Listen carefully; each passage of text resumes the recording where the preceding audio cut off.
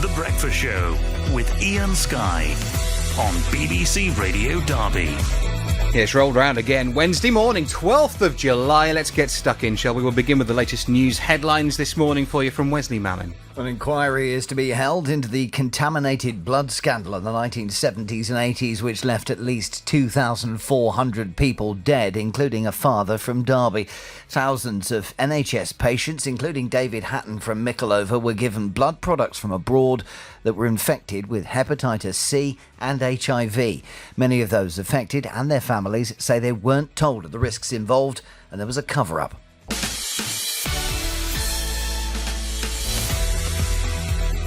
Are you ready then? On your marks, get set. Wednesday, 12th of July, The Breakfast Show. And this morning, a public inquiry announced into the contaminated blood scandal in the 70s and 80s. 2,400 people died after being given contaminated blood. A little girl who was 10 in Derby, in Mickleover, lost her dad. She's going to be here to talk to me this morning on her reaction to that news. You might have clocked this yesterday. We knew Theresa May was going to be in the headlines yesterday. We said she's going to stand up and make this big speech about the world of work. But actually, she also announced a public inquiry into what has been called the worst treatment disaster in the history of the NHS, the contaminated blood scandal of the 1970s and 80s. 2,400 people died after they were given blood infected with hepatitis C and HIV by the NHS. The Prime Minister's ordered an inquiry then into the scandal. In the Commons yesterday, the Health Minister, Philip Dunne, apologised to victims. I'd like to start my contribution by offering my personal apology to all those who've been affected by the tragedy of infected NHS-supplied blood and blood products. This has had a terrible impact on so many individuals and families, and I know that it has quite rightly been the subject of many debates in this chamber. You probably remember this. At the time, the NHS was importing blood products from abroad, and some of those supplies turned out to be infected. A lot of the plasma used to make the clotting agent came from donors in the United States, and a lot of them people like prison inmates who sold their blood, some high-risk people. Katie Walford from Darley Abbey was 10 when her dad died. He was infected with HIV and hepatitis C. The family's been calling for an inquiry for more than 20 years. There is evidence to suggest that families knew 5 years, for example, after the medical professionals did. For my family in particular, my mother told me how we knew he had AIDS, but coming to the end of his life, he went to hospital and they turned around and said that was because of his Hep C. Now, they didn't know he had Hep C, but the medical professionals did. How have the medical professionals known this information and not the families? If you didn't know as much about it and you're just starting to learn now, you begin to understand why it gets called a scandal, don't you? The Prime Minister says the decision to hold an investigation was prompted by new evidence. It's not been made clear exactly what that evidence is that she's referring to. This could end up being a judge-led inquiry, or it might be a sort of Hillsborough-style panel. The Labour leader, Jeremy Corbyn, welcomed the announcement. He said the inquiry should have the potential to trigger prosecutions. It's obviously a serious systemic failure. I think we need the strongest possible inquiry that can, if necessary, lead to prosecution and actions as a result of it, but above all, get to the bottom of it. So a broad, public, inquisitive inquiry is very important. 7 minutes past 7. Hope you're well. Thanks for listening. Wake up. It's Wednesday. It's been called the worst treatment disaster in the NHS's history. The blood contamination scandal. Thousands of NHS patients given blood infected with hepatitis C and with HIV. Yesterday, we heard from the Prime Minister there will now be a public inquiry. It's thought more than 7,000 patients were infected. We're talking in the 1970s, the 1980s. 2,400 people died. One of those was a dad in Derby. Well, yesterday in the Commons, the Health Minister, Philip Dunne, apologised to victims. I'd like to start my contribution by offering my personal apology to all those who've been affected by the tragedy of infected NHS-supplied blood and blood products. This has had a terrible impact on so many individuals and families, and I know that it has quite rightly been the subject of many debates in this chamber. Well, I say a dad from Derby. It was Katie's dad. Good morning. Good morning. Thank you for Katie having Walford. me. No, nice to see you. Katie's from Darley Abbey. David Hatton was your dad. He was. He Haemophiliac. certainly was, yeah. So he got the infected blood clotting agent. Yep. You were 10 when he died. I was. I mean, so long ago now. I'm 29 now. How clear is your memory of losing him? Unbelievably clear. Unbelievably clear. I remember finding out when he died so vividly. It's like a movie. I remember my grandma coming into the room to me early hours of the morning, waking me up and telling me to get dressed. And that was pretty much it. I got dressed, got in the car, and my brother was there. And he wasn't talking to me. He wasn't looking at me. And we're travelling, and I don't really know what's going on, but I'm not really questioning anything. I'm half asleep, and we pull up to a building, and there's bright lights everywhere. And my gran turns around to me and says, "Do you know why we're here?" And I said, "No." And she said, "Sweetheart, your dad's died." And oh my gosh, did I run. I ran into that building. I didn't know where I was going, but somehow I got to where I needed to be, and I ran through double doors upstairs, and my heart was going. And I got greeted by my father's mum, my other grandma, and my mum in this massive hall with no lights. And we get taken into a room, and he's there. He's asleep. I'm thinking, he's asleep. Wake up. And he didn't wake up. How old were you when you knew the details of what had cost him his life? So my mum and my brother had a discussion, I'm told, about 2 years later, so I was about 12, saying it was about time I knew what actually happened. I knew my dad was different. I knew he couldn't really rough and tumble and give me piggyback like other daddies, but, you know, he found his way around it. And when I got told, I mean, 10 years old, you know enough about death, but you don't really understand the ramifications of it. And being told this, oh, I was angry. I was so angry, and it stunted my grieving process, and I didn't know who to trust anymore. I took it out on my family, and it was such a difficult time. And only really August last year have I actually felt a weight lifted off me. And that's because I did some charity work for the Haemophilia Society and raised over £1,000 with my husband and my brother. So you've been that angry for 20 years. Oh, gosh, yeah. It's just been a very dark period of my life. And as an adult, do you understand more who you're angry at? Yes, 100%.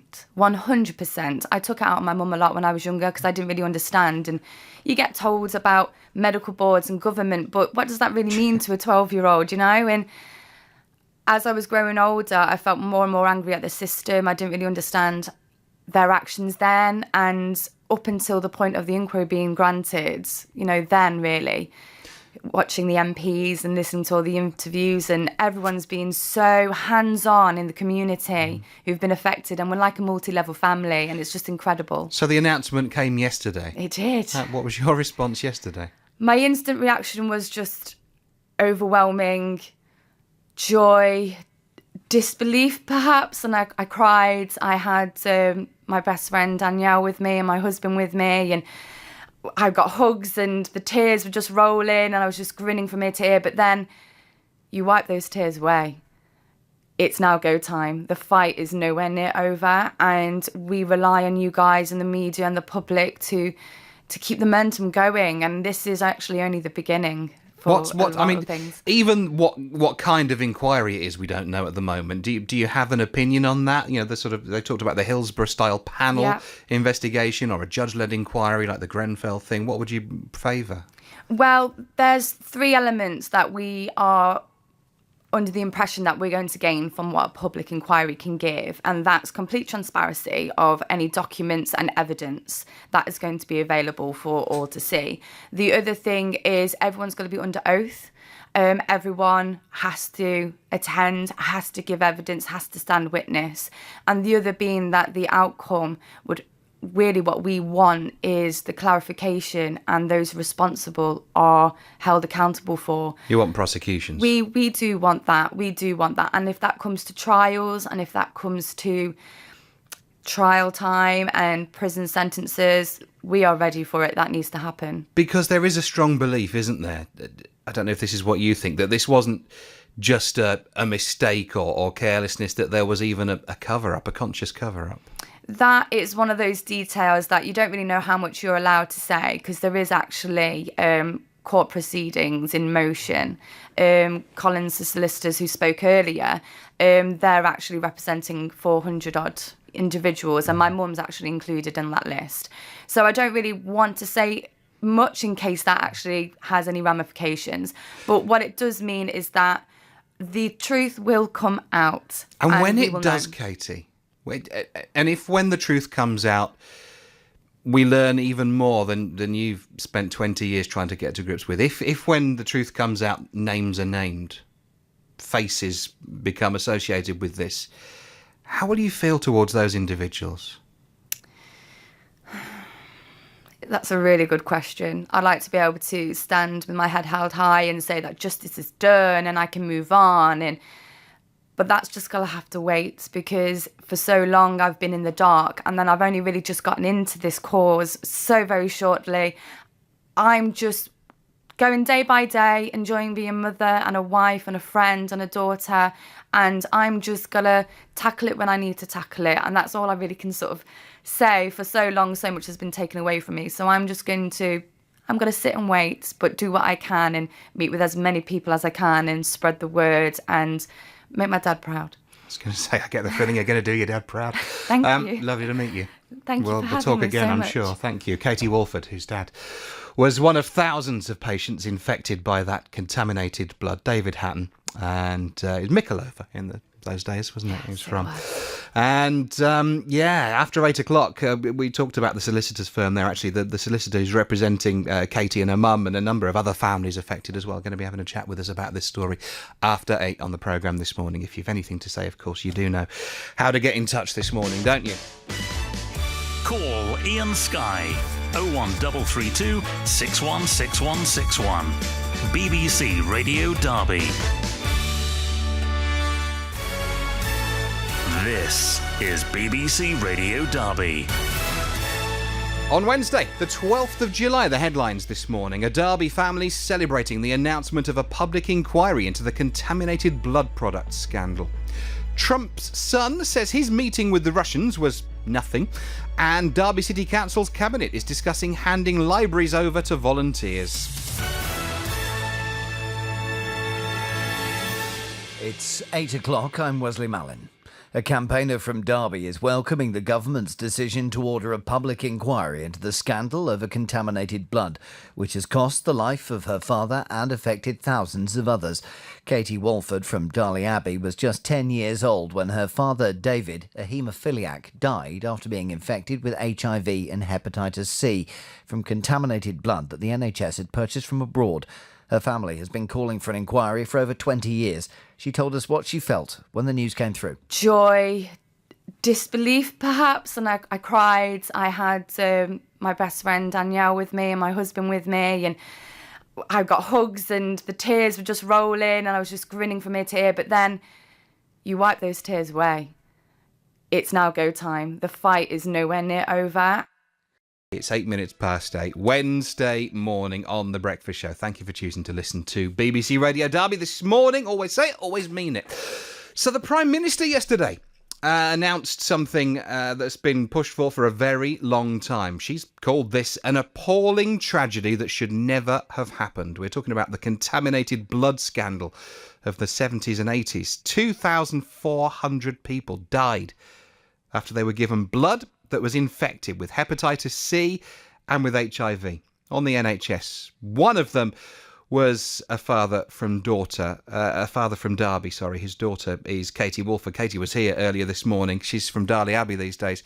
It was very moving to listen to her, actually. My instant reaction was just overwhelming joy, disbelief perhaps, and I cried. I had my best friend Danielle with me and my husband with me, and I got hugs and the tears were just rolling and I was just grinning from ear to ear. But then you wipe those tears away.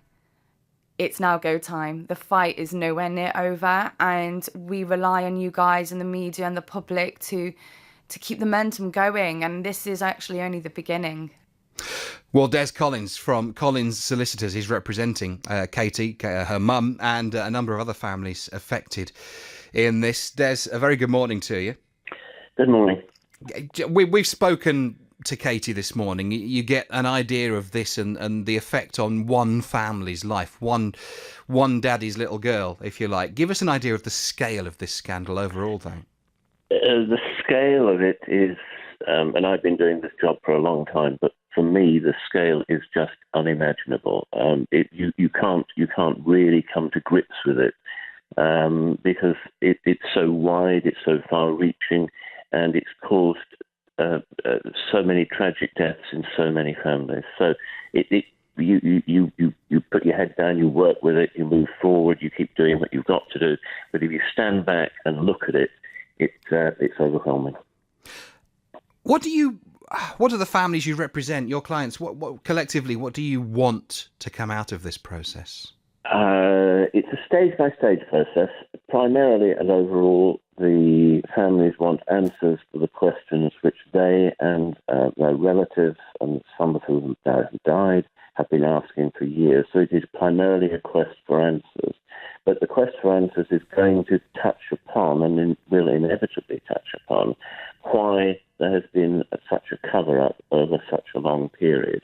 This was a mistake. It was a tragic mistake that was made. But at the time it was made, we believe it was understood that it had been made. And what's, I suppose, foremost in most of my clients' minds, and I believe in most of the victims' minds, is why, when that mistake was made, when it was realised it had been made, why didn't someone say, enough is enough, we will own up for this? It's like a naughty child. If we own up for it now, it will go easier in the end. But no, we had 30 or 40 years of pushing it under the carpet and just a refusal to countenance the true position. So it's primarily answers. Katie spoke about her decades of anger growing up without her dad, and then mixed feelings, really, on the announcement of the inquiry yesterday. Is that reflected by most of the families you've spoken to? Yeah, I mean that is a very, very common grief reaction which we had from most of the people who we managed. We've got a team of 5 or 6 people working on this. We tried to get round to a lot of them yesterday on the phone. Clearly, we didn't manage to speak to them all, but those who we managed to speak to, yes, it was a sense of victory, a sense of elation, a sense of pride in that their fight had been won after all this long period of time, but tinged with sadness because so many people have died along the way and they shouldn't have died, and that someone must now be held accountable for it. It has been a very long time, Des. We heard yesterday in the announcement that new evidence is a factor in this decision. Do you any idea what that new evidence being referred to is? Yes. The new evidence are the minutes of meetings which took place back in the day. There were meetings which were organised one way or another by the Department of Health at the time. There were very often 10 or 15 people at these meetings. Just routine meetings, or otherwise what you might imagine would be routine meetings, to discuss this developing problem. Now, the formal minutes of those meetings have now, I'm going to be very careful what I say, they are no longer available because apparently we're told the Department of Health inadvertently destroyed them. A junior member of staff at the department destroyed them some time ago. However, a lot of the people who attended those meetings and made their own notes and kept them. And it's those individual notes of individual attendees, be they doctors or anyone else, or health specialists, we have managed, or the campaigners have managed. I shouldn't take credit for this because I'm not a campaigner. I'm a lawyer representing them. But the campaigners have managed to uncover these documents, which show that there was a realization at the time that things were going wrong, but no one was prepared to own up to it. So that's the sort of evidence which will now be put before this public inquiry when it starts later in the year. And hearing all of that in such detail actually could be quite tough for some families, couldn't it? I think it will be tough for a lot of families because they will now be forced. I use the word forced because they don't have to attend, but I'm sure they will want to attend. I'm sure they'll want to get evidence if they can help, and I'm sure they want to be fully involved in the terms of reference for that inquiry. So it will be a very harrowing experience for a lot of people, but it's something for which they have fought hard over a long period of time. So even though it is a harrowing experience, even though it's an experience they will not want to go through, at the end of the day, they will be glad they went through it, because that's the result of all that struggle. Des, thank you for joining us this morning. Thank you. Des Collins from Collins Solicitors, firm representing Katie, who was here earlier, and her mother, and many of the other families affected by the blood contamination scandal. Ian Sky on BBC Radio Derby.